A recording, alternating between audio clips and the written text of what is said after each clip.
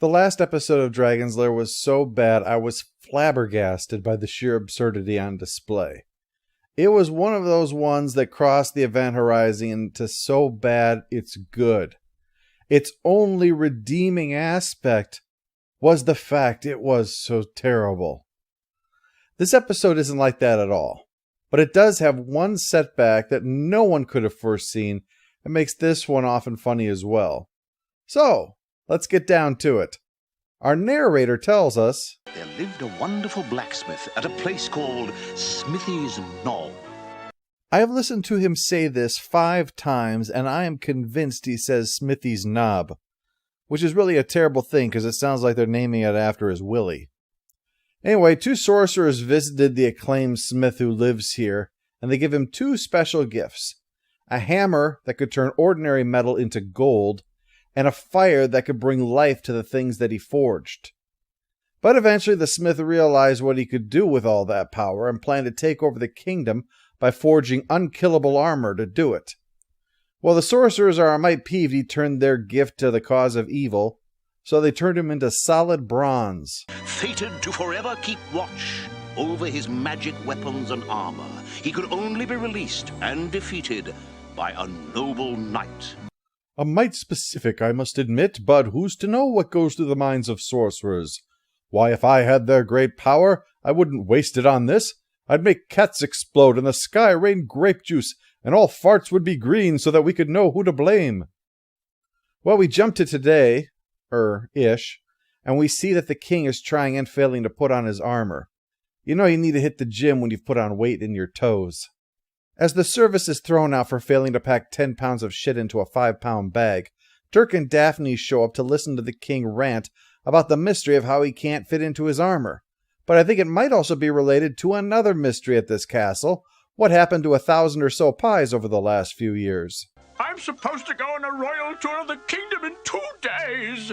Oh, is that when your flying reindeer take you to deliver toys to all the good boys and girls? Well, Dirk proposes solving this problem with a quest, but Daphne says asking a blacksmith would be more sensible. And besides, the last time he undertook a quest for something mundane, a dragon turned the princess into a snow globe, so let's not do that. But there is still a problem. There's not a blacksmith in town who can make Father's armor in 2 days. Well, if you are desperate enough, you could have each blacksmith make one part of the armor individually, and then put them all together at the end, you know. It wouldn't match up, sure, but, it would look better than showing up in his red underwear. And it's not like the stuff has to be functional.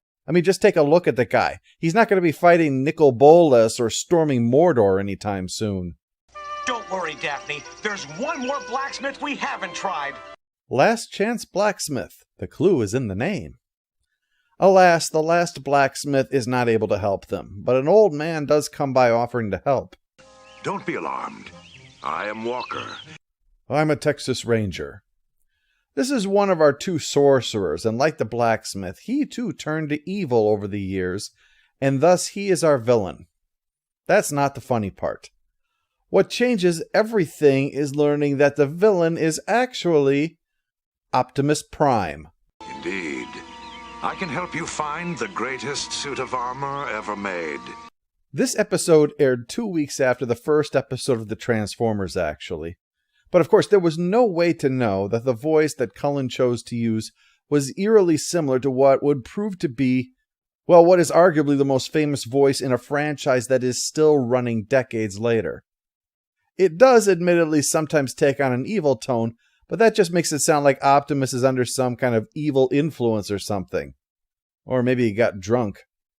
So, on their way, with Walker appropriately being the only one who doesn't get to ride a horse. They get attacked by what I think are a couple of wyvern. This does not look to be our hero's finest hour. So Walker has had enough and just flat out disintegrates the wyverns. None of this half-assed driving it off stuff. This is 1984. We just kill the damn things. Well done, Sir Dirk. You cleverly distracted them by being utterly useless. I've never seen anything like it. There is nothing like the Glass Castle.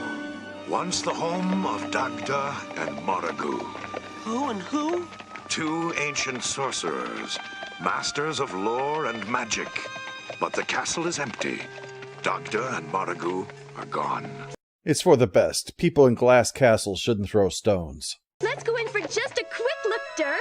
Well, No, there is danger.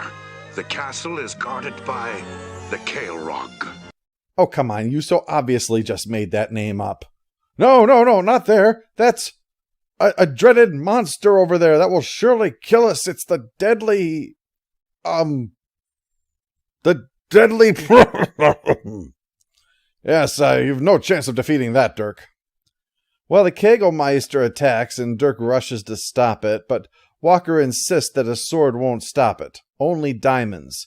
So Daphne gives him her coronet. And they're all flayed alive. Well, it's a load-bearing monster, so the castle collapses, revealing that Smithy's Knoll is under there. I guess the moral guardians decided that Smithy's Knob was just too much for them to put on the map. Walker leads Dirk inside. The others are left to watch and throw more jewelry at bad guys if necessary. Everything looks like it had long ago, except that the hammer is missing. Luckily, Walker has an idea and tells Dirk to stick his sword into the magical fire. Well, that switches everything on.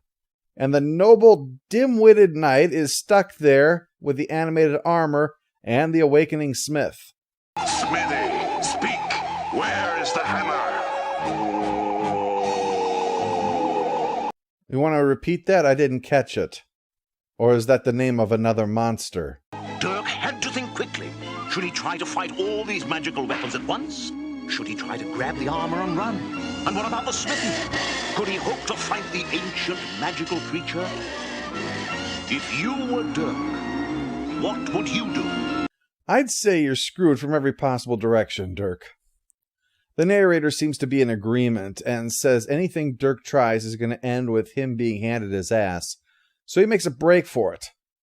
Walker has the nerve to be waiting with the rest of the group, but he spins this into him having been deceived as well, because the hammer has been stolen.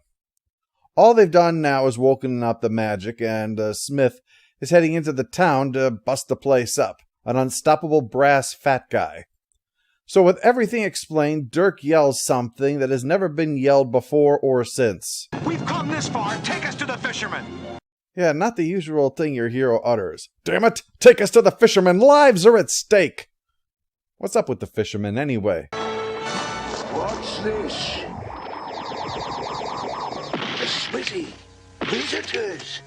I knew my fisherman sense was a-tingling. Now I have to stop and change out of my fishing clothes and into my Kenny Rogers costume.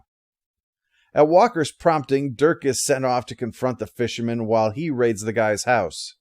You don't know what you're doing. Let me go. Give me a good reason. Besides it looking bad when a knight picks a fight with a 90-year-old fisherman, I mean.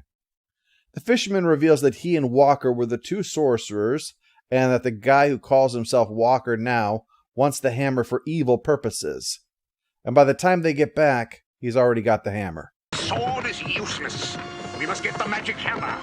Morigo can only be defeated by his own magic. No sorcerer can hope to win against irony.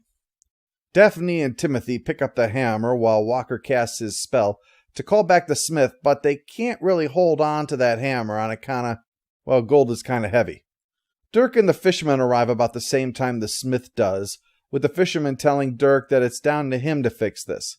You spilled it, you mop it up. But as the narrator shows us, Dirk is again in an impossible situation. It's the smith and the magic armor all over again, but we've also thrown an evil sorcerer into the mix. Every choice ends in death. So, there's only one choice then. Fight this battle on stilts. No. First, he hops around like a nincompoop. Then, he causes the sword that attacks him to ricochet off the wall and fly back into Walker, destroying him. Now, he just has to defeat the smith, and the answer is hammer time.